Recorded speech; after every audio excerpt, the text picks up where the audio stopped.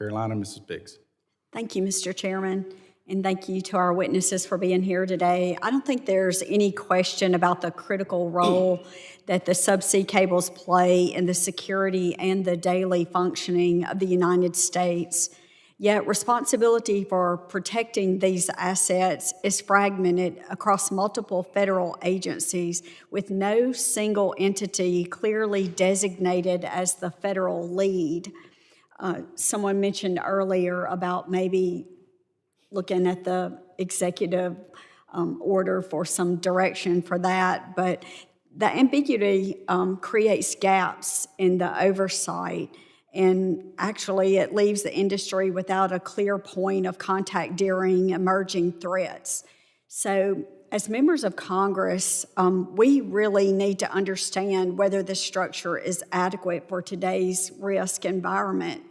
So I would like to hear from each one of you. I know we've kind of danced around and made, kind of hinted at ideas, but which federal entity should be responsible for overseeing sea cable security as it relates to national security, and what core responsibilities should the agency hold? Well, I think you're right. Fragmentation is a problem. Having a single hub to coordinate subsea cable security would make a lot of sense. And as I said in my opening testimony, I do think the Department of Homeland Security could make sense for that. Yeah, I'd say across two specific areas that the DHS will be well positioned. One is, as I mentioned earlier, the two-way threat intelligence sharing to make sure that industry has access to a more sophisticated understanding of the latest and greatest from our adversaries and what they might be intending to do.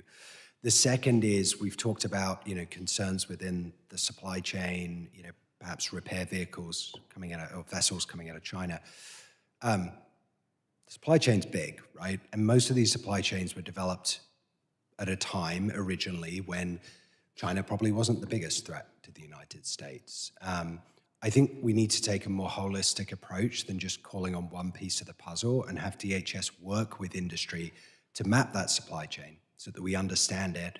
We understand where China may have access in other parts of the supply chain, and if that poses a risk, then we propose mitigations for solving that. I think doing this whack-a-mole is probably not a great strategy for us. I think DHS could play a really important role in looking at this holistically with industry and getting us to a place where we feel comfortable.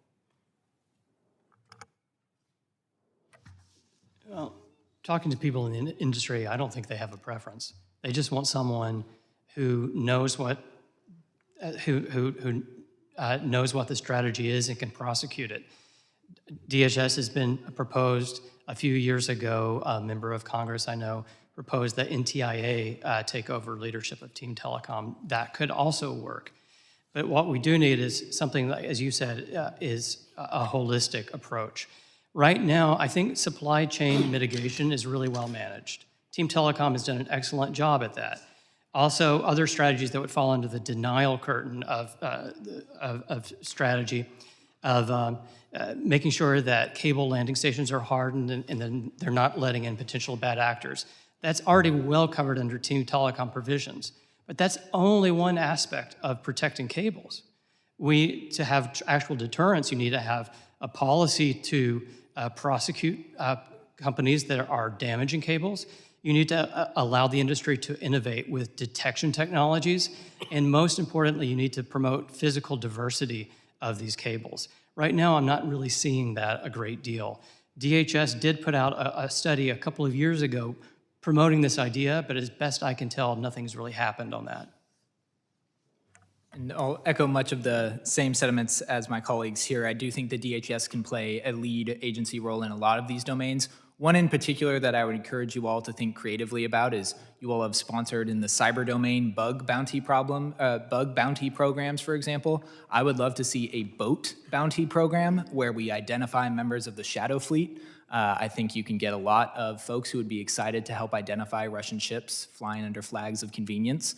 And I would also encourage DHS to really lean into its role in terms of national emergency planning to assist in contingency plans in this domain. Well, thank you very much for your insight on that. And with that, I yield back. Thank the gentlewoman from South Carolina.